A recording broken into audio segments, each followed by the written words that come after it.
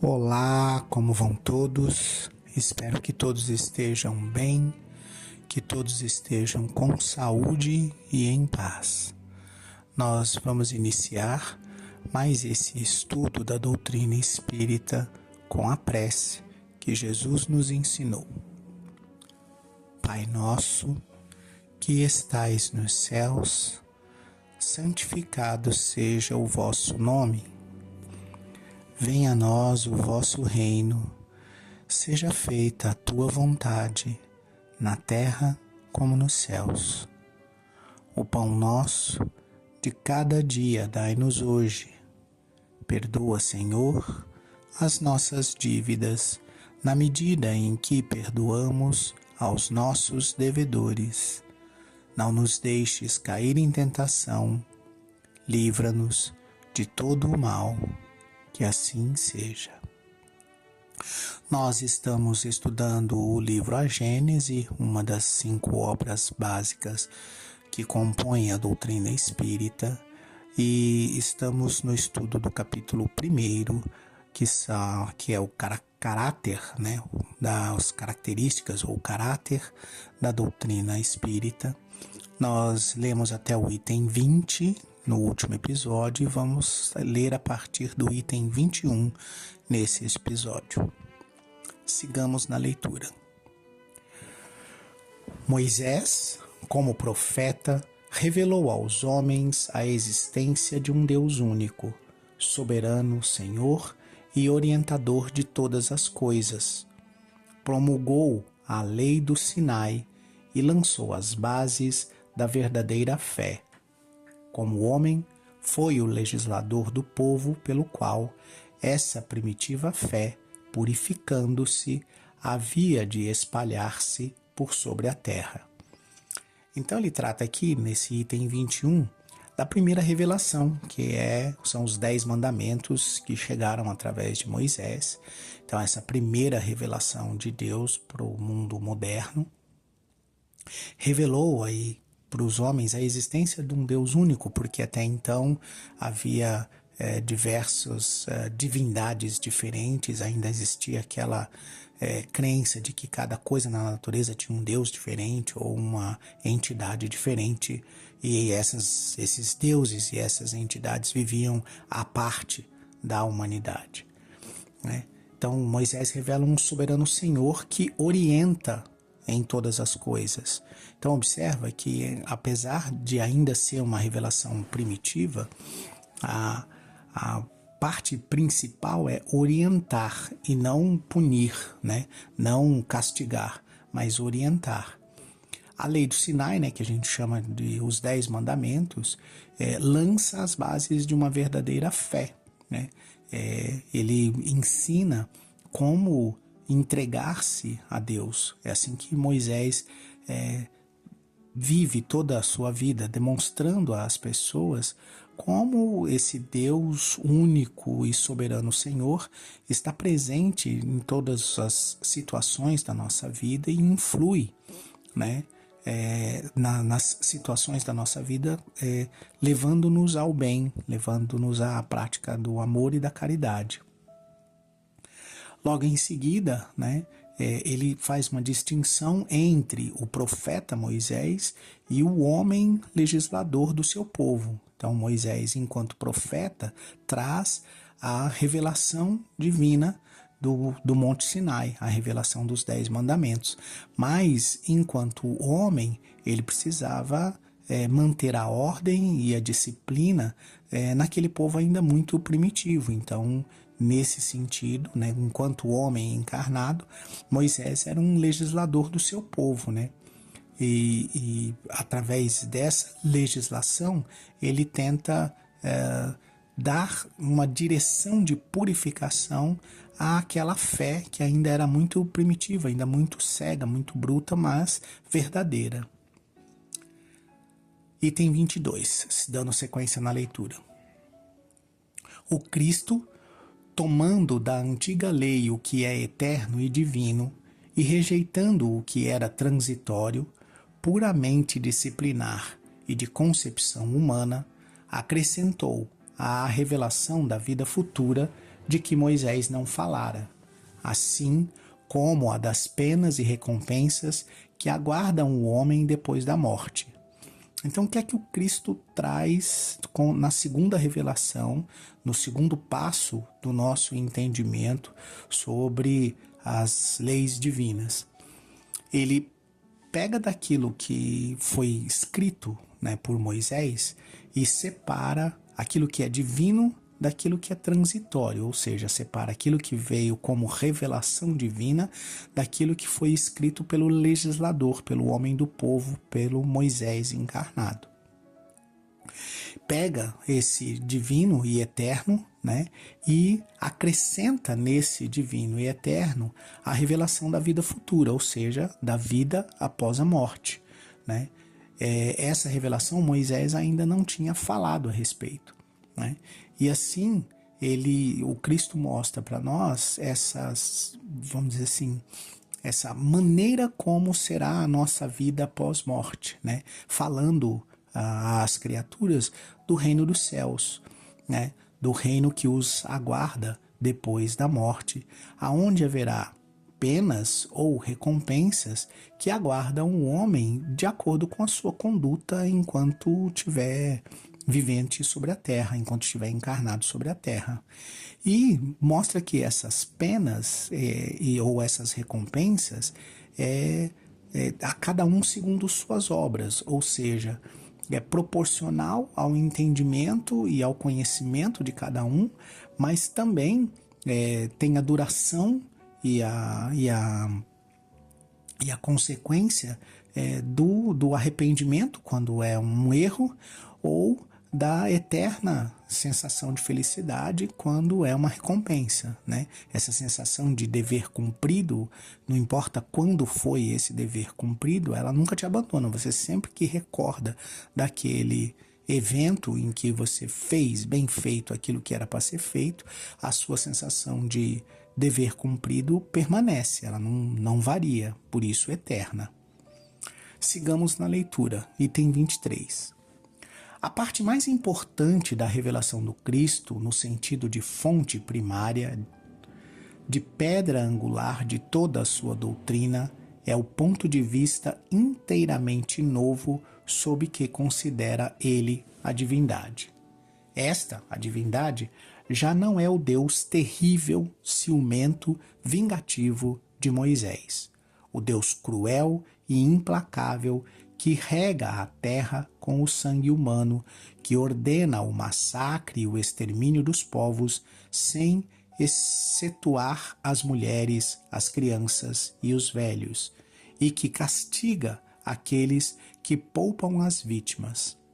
Já não é o Deus injusto que pune um povo inteiro pela falta do seu chefe, que se vinga do culpado na pessoa do inocente, que fere os filhos pelas faltas dos pais, mas um Deus clemente, soberanamente justo e bom, cheio de mansidão e misericórdia, que perdoa ao pecador arrependido e dá a cada um segundo as suas obras. Já não é o Deus de um único povo privilegiado, o Deus dos exércitos presidindo aos combates para sustentar a sua própria causa contra o Deus dos outros povos, mas o Pai comum do gênero humano que estende a sua proteção por sobre todos os seus filhos e os chama todos a si. Já não é o Deus que recompensa e pune só pelos bens da terra, que faz consistir a glória e a felicidade na escravidão dos povos rivais e na multiplicidade da progenitura, mas sim um Deus que diz aos homens: a vossa verdadeira pátria não é neste mundo, mas no reino celestial. Lá onde os humildes de coração serão elevados e os orgulhosos serão humilhados. Já não é o Deus que faz da vingança uma virtude e ordena se retribua olho por olho, dente por dente, mas o Deus de misericórdia que diz: perdoai as ofensas se quereis ser perdoados. fazei o bem em troca do mal. Não façais o que não quereis que vos façam. Já não é o Deus mesquinho e meticuloso que impõe, sob as mais rigorosas penas, o modo como quer ser adorado, que se ofende pela inobservância de uma fórmula, mas o Deus grande, que vê o pensamento e que não se honra com a forma. Enfim, já não é o Deus que quer ser temido, mas o Deus que quer ser amado. Então, essa diferença, né, apresentada por Jesus no seu evangelho sobre a forma como os povos viam o Deus, né, o Deus de Moisés, apesar de ser um Deus único, ele se sobrepõe. É assim que Moisés o apresenta ao seu povo, né? Ele se sobrepõe aos deuses dos outros povos, como se aquele Deus único fosse único apenas para o povo de Israel, o povo hebreu, né?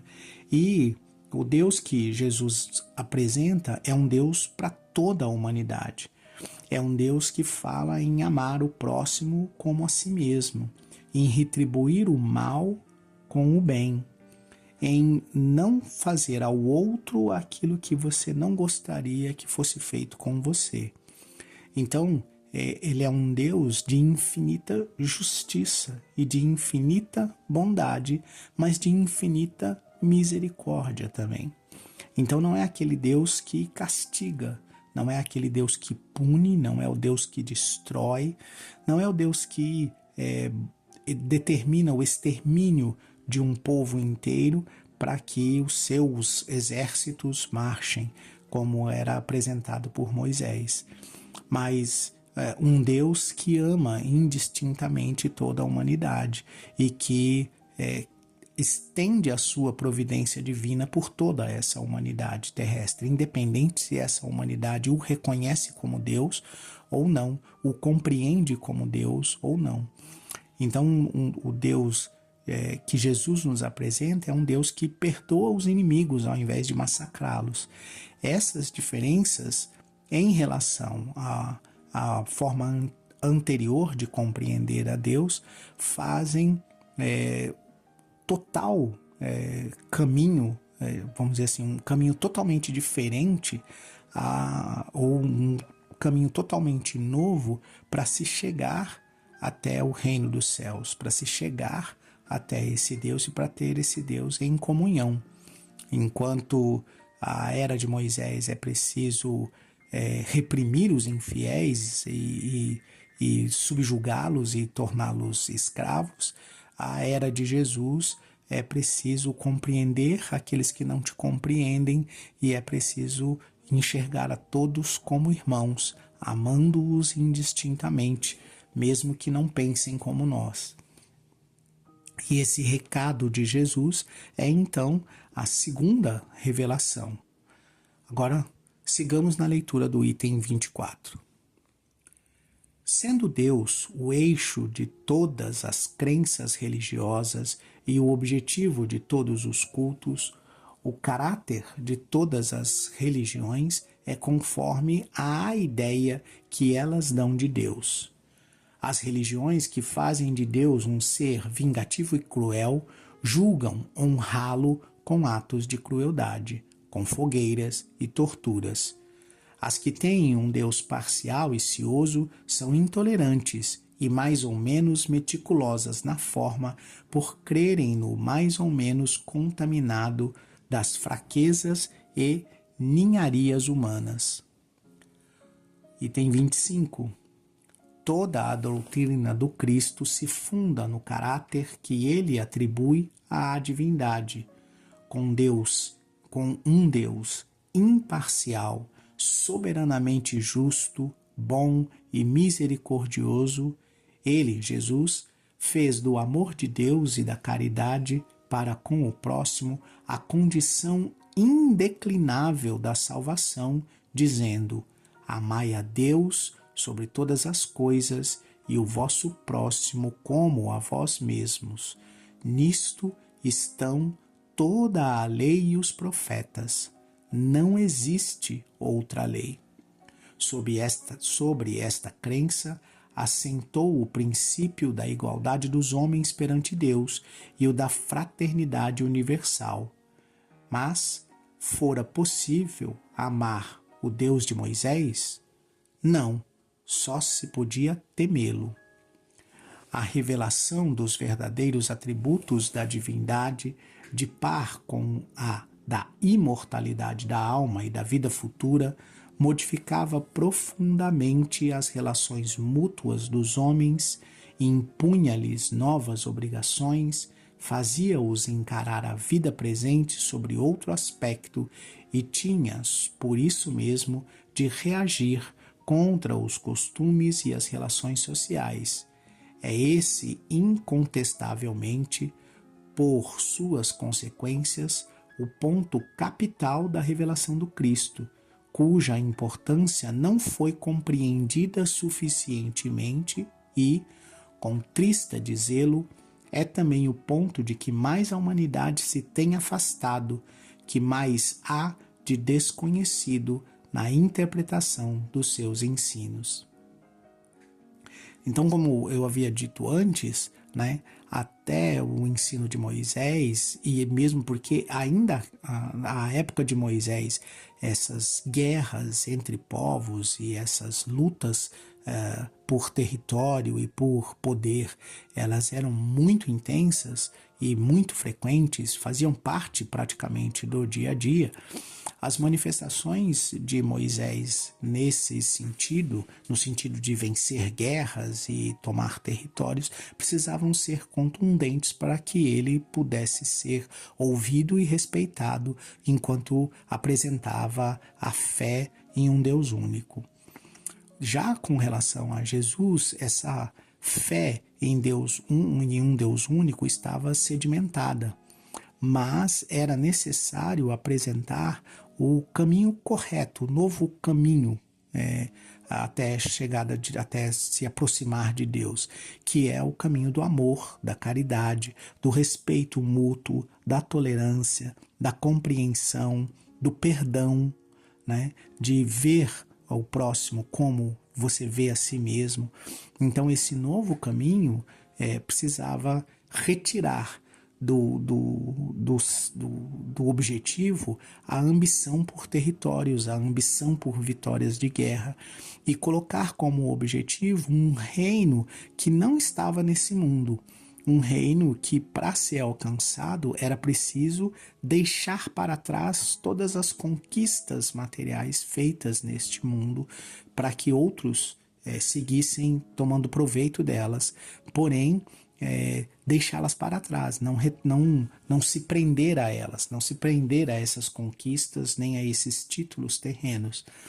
Essa revelação do Cristo, ela é apresentada e as pessoas são, vamos dizer assim, tocadas pela apresentação do Cristo através daquilo que foi considerado como milagres, das suas curas e da sua capacidade de amar, de perdoar e de dar à pessoa a condição de compreender a sua própria condição, de compreender por que ela estava passando por aquele problema, por aquele motivo.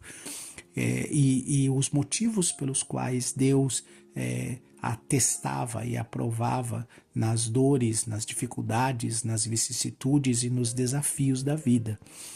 Então, a apresentação do Deus que o Cristo faz, ela joga para a humanidade a responsabilidade de olhar para frente, para o alto e para cima, de almejar algo além da matéria, de buscar uma felicidade que o mundo ainda não nos pode dar.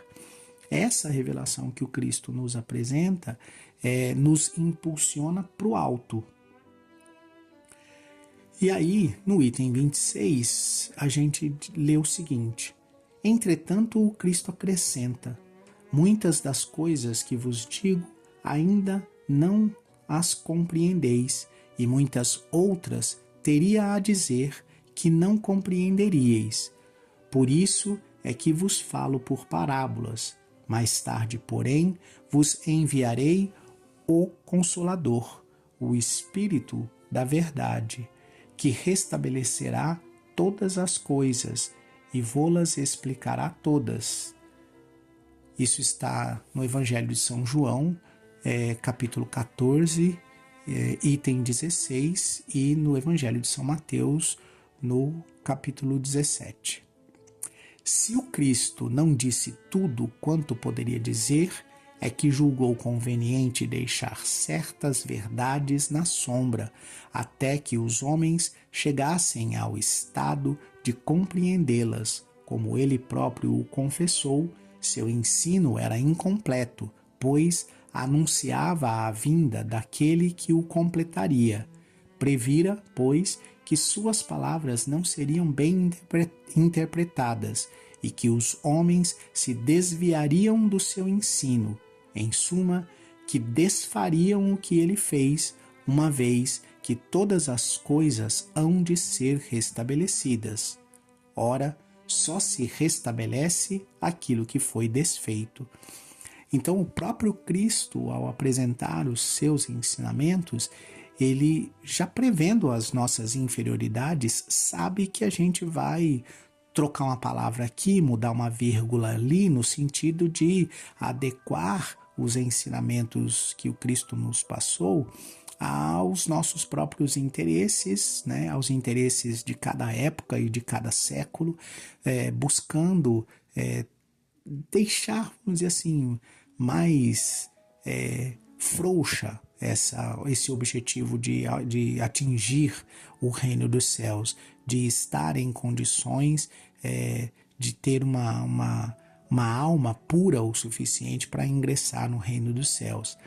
Como para aquele a gente ainda era muito primitivo e para aquela época ainda muito difícil alcançar determinados conceitos, o Cristo entrega apenas aquilo que a gente conseguiria compreender, apenas aquilo que a gente teria capacidade para absorver e tentar colocar em prática. E mesmo esse ensino, ele precisa nos entregar na forma de parábolas, comparando esses ensinamentos com as coisas cotidianas do nosso dia a dia, para que a gente pudesse compreender e gravar melhor o como se portar diante do próximo, diante da sociedade, de acordo com as leis divinas. Mas ele já sabia que a gente também deturparia isso, como fizemos com os 10 mandamentos, como os ensinamentos do Sinai. Fomos acrescentando interpretações, fomos modificando palavras, fomos mudando o sentido de determinadas interpretações, de forma que aquilo ficasse mais cômodo, mais vamos dizer assim, maleável às nossas imperfeições. E nesse trabalho, e por esse trabalho, Cristo sabia que a gente já faria isso novamente com os seus ensinamentos ao longo dos anos, e foi isso que foi feito. Ao longo de 1500, 1600, 1700 anos pós Jesus, nós deturpamos, modificamos, pulamos de uma tradução para outra, alterando os sentidos e o objetivo de cada ensinamento, ajustamos para as nossas imperfeições, para a nossa ambição, para o nosso egoísmo, para o nosso orgulho, para a nossa vaidade, e isso deteriorava demais o ensinamento original. Daí a necessidade de um restabelecimento desses ensinos através do Consolador, e é isso que o Cristo nos promete. Nos promete que teríamos no futuro um Consolador que completaria os ensinamentos que ele não pôde dar, porque a gente ainda não tinha evolução para compreender, que restabeleceria os ensinamentos que ele tinha dado e que nós provavelmente teríamos deturpado ou transformado ou desfeito aquilo que ele tinha feito, né? E permaneceria conosco, nos esclarecendo para sempre, né? Por todo o sempre, de forma que nós não deturpássemos mais os ensinamentos. E é isso que a gente vai ler no próximo episódio dessa leitura da Gênese. Eu me despeço de vocês com a prece que Jesus nos ensinou. Pai nosso, que estais nos céus, santificado seja o teu nome. Venha a nós o teu reino, seja feita, Pai, a tua vontade, na terra como nos céus. O pão nosso de cada dia dai-nos hoje. Perdoa, Senhor, as nossas dívidas, na medida em que perdoamos os nossos devedores. Não nos deixes cair em tentação e livra-nos de todo o mal. Que assim seja. Fiquem em paz.